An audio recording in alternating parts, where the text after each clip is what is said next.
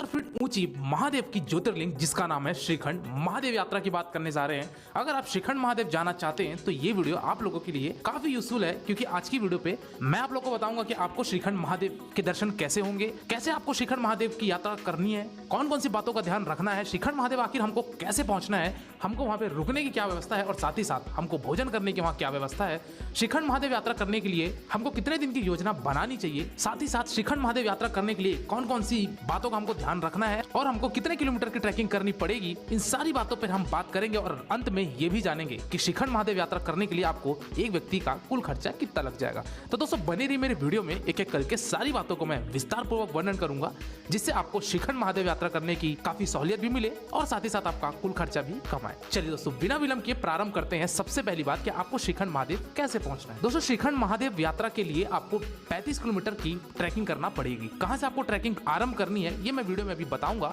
लेकिन ये चीज ध्यान रखिए कि आपको 35 किलोमीटर की चढ़ाई चढ़ के जाना है और 35 किलोमीटर आपको पैदल वापस आना है। कुल मिला के श्रीखंड महादेव यात्रा में आपको 70 किलोमीटर का पद यात्रा करनी ही करनी है। चलिए दोस्तों बात करते हैं कि आपको श्रीखंड यात्रा शुरू करने के लिए सबसे पहले कहां पहुंचना पड़ेगा। दोस्तों अगर आप दिल्ली से आ रहे हैं तो सबसे पहले आपको पहुंचना पड़ेगा शिमला, और शिमला से आपको जाना पड़ेगा रामपुर होते हुए जाओ गांव तक। यही जाओ गांव दोस्तों जो है ये आपका अंतिम पड़ाव है और यहीं से आपकी वाहन वाली यात्रा खत्म होती है और आपकी पद यात्रा शुरू होती है। तो अगर आप शिमला तक टॉय ट्रेन के माध्यम से आ रहे हैं तो फिर आप तो पहुंच ही सकते हैं, अन्यथा अगर आप चाहें तो दिल्ली से रामपुर तक, जो कि शिमला से आपको आगे पड़ेगा रामपुर, और यही रामपुर से आपका एक रोड कटता है जाओ गांव के लिए, जहां तक आपको बस वाला लेके जाएगा। तो दोस्तों आप दिल्ली से रामपुर तक के लिए आपको बसेस डायरेक्टली मिल जाती हैं, तो आप चाहे तो रामपुर तक वहां तक आ सकते हैं, अन्यथा चाहे तो आप शिमला आ जाइए और शिमला से फिर आप जाओ गांव तक पहुंच सकते हैं। जाओ गांव में आप अपना पद यात्रा शुरू करेंगे।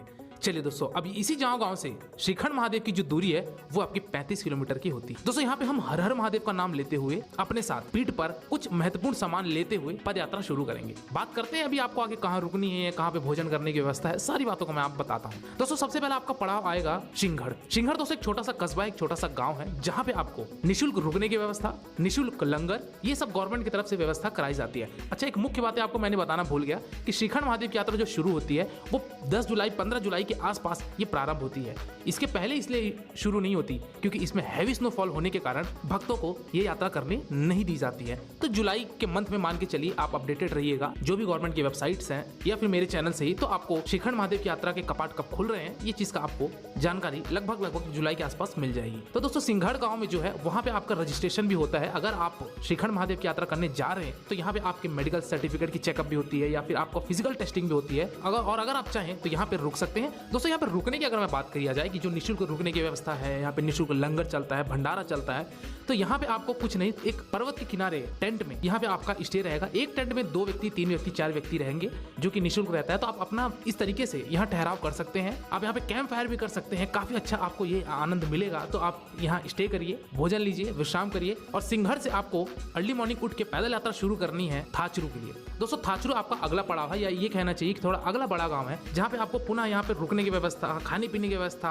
ये सारी चीजों की व्यवस्था इस थाचरू गांव में भी है। दोस्तों जो सिंघड़ से थाचरू की जो दूरी है ये आपकी 12 किलोमीटर की है और ये 12 किलोमीटर की ट्रैकिंग करते करते आपको लगभग 8 से 9 घंटे लग ही जाने हैं। तो आप उस दिन चाहें तो थाचरू में स्टे कर सकते हैं। एक चीज का जरूर ध्यान रखिएगा कि अपने साथ पानी जरूर कैरी करिएगा, क्योंकि बीच रास्ते में आपको पानी की उपलब्धता कहीं नहीं होगी। तो जो भी आप गाँव में स्टे ले रहे हैं तो वहां पे आप भली भांति पानी अपना कैरी करके ट्रैकिंग करना शुरू करिए, क्योंकि ट्रैकिंग करेंगे तो आपको जाहिर सी बात है प्यास तो लगनी ही है।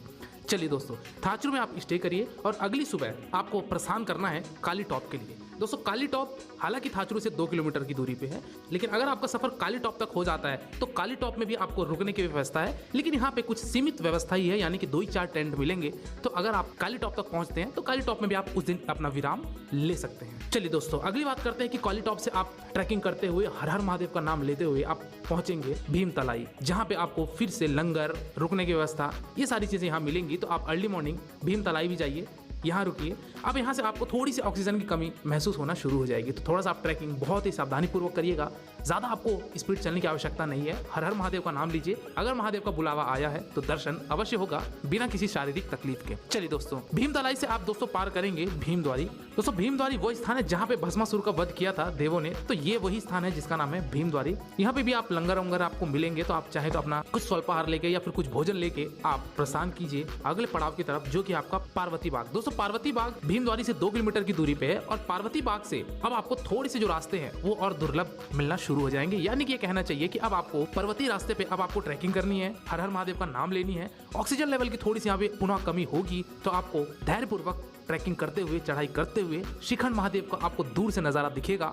हर हर महादेव कहिए और आप अपने मंजिल के बहुत ही करीब हैं। पार्वती बाग को दोस्तों पार करते हुए आप आगे पहुंचेंगे जो है आपका नैन सरोवर। दोस्तों नैन सरोवर वो स्थान है जहाँ पे पार्वती माँ ने भोलेनाथ को ढूंढने के लिए निकली थी और जब वो तपस्या कर रही थी तो उनकी आंखों से आंसू जो आए थे, उसी आंसू से ये सरोवर निर्मित हुए हैं। तो नैन सरोवर में दोस्तों ये कहा जाता है कि अगर आप इस जल को ग्रहण कर लें तो आपके जो भी कुछ भी पीड़ा है, कष्ट है, वो दूर हो जाती है। तो आप नैन सरोवर में जरूर जल ग्रहण कीजिएगा। और आप नैन सरोवर से 6 किलोमीटर की बहुत ही दुर्लभ चढ़ाई ग्लेशियर के ऊपर से आपको चलना है। अपने साथ गमबूट जरूर लेकर चलिएगा, क्योंकि ग्लेशियर में आपके नॉर्मल शूज या स्पोर्ट्स शूज काम नहीं आएंगे। और पर्वतीय रास्ते पे, पहाड़ पे उबड़ खाबड़ रास्ते हैं, यहाँ से पार करते हुए आप पहुंचेंगे भीमलिपि की तरफ। और दोस्तों भीमलिपि से ही आपको शिखंड महादेव की ज्योतिर्लिंग के दर्शन होंगे, जो कि बहुत ही हम निकट हैं। भीमलिपि पहुंचिए, भीमलिपि से आप लगभग 1 से 1.5 किलोमीटर की दूरी पे हैं। तो आप भीमलिपि से पड़ाव पार करते हुए आप पहुंचेंगे शिखंड महादेव के दर्शन के लिए। एक चीज का जरूर ध्यान रखिएगा दोस्तों कि शिखंड महादेव के ज्योतिर्लिंग तक आप लगभग सुबह 10-11 तक पहुंच जाएं। कारण यह है कि आप वहां पहुंचेंगे, दर्शन करेंगे, पूजा अर्चना करेंगे शिखंड महादेव के ज्योतिर्लिंग का, अपनी मनोकामनाएं मांगेंगे और आपको रिटर्न भी आना है। क्योंकि वहां पे यानी कि भीमलिपि में आपको किसी भी तरीके की कोई भी रुकने की व्यवस्था नहीं है। वहां सिर्फ आपको ज्योतिर्लिंग के दर्शन करके आपको वापस आना है भीमद्वारी तक। तो दोस्तों आप इस तरीके से अपना ट्रैकिंग करिए या इस तरीके से आप अपना टाइम का प्रबंधन कीजिए कि आप रिटर्न भी आप शाम तक आ जाए, अन्यथा अंधेरा होने पे आपको काफी ज्यादा समस्याओं का सामना करना पड़ सकता है। तो दोस्तों शिखंड महादेव में जाइए, वहाँ पूजा अर्चना कीजिए, वहाँ पे आप अपने मत्थे टेकिए और आप बहुत सौभाग्यशाली होंगे जो कि आप शिखंड महादेव के दर्शन किए। हर हर महादेव कहते हुए आप अपनी यात्रा रवानगी लीजिए भीमद्वारी की तरफ और भीमद्वारी में आके स्टे करिए और आप इसी तरीके से अपनी ये यात्रा का समापन कर लेंगे।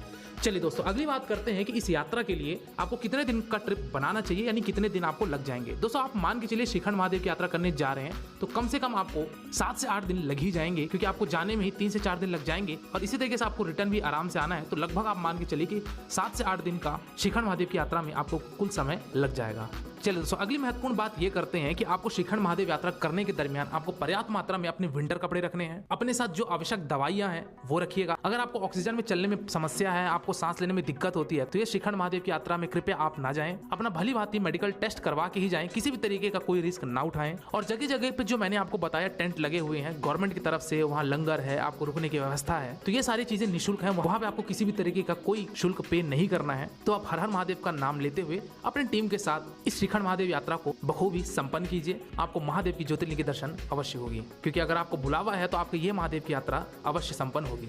चलिए दोस्तों लास्ट बात करते हैं कि आपको शिखंड महादेव यात्रा के लिए कुल खर्चा कितना लग जाएगा। तो दोस्तों जैसा कि मैंने आपको बताया कि आपको शिखंड महादेव यात्रा करने के लिए ज्यादा पैसे आपके खर्च नहीं होंगे, क्योंकि शिमला से रामपुर होते हुए जो जाओ गांव तक आप पहुंचे थे, तो जाओ गांव तक आपका बस का किराया, उसके बाद आपको थोड़ी बहुत ही खर्चे होंगे, क्योंकि खाने का और रुकने का तो गवर्नमेंट की तरफ से व्यवस्था दी ही जाती है, तो उसमें तो आपके ना के बराबर खर्चे हैं। फिर भी अगर एक हम भली भांति एक अप्रॉक्स कॉस्ट बोले तो लगभग मान के चलिए कि आपका 5,000 रुपए के आसपास एक व्यक्ति का कुल खर्चा लग जाएगा इस श्रीखंड महादेव यात्रा को संपन्न करने में, जो कि 7 से 8 दिन की यात्रा होगी और आप भली भांति इस 75 फीट की महादेव की ज्योतिर्लिंग के दर्शन अवश्य कर लेंगे। तो दोस्तों ये था पूरा संपूर्ण वर्णन कि आपको श्रीखंड महादेव की यात्रा कैसे करनी है, कितने दिन का ट्रिप बनाना है, इस एक नए विषय के साथ। तब तक के लिए शुक्रिया। जय हिंद, हर हर महादेव, आपकी यात्रा मंगलमय हो।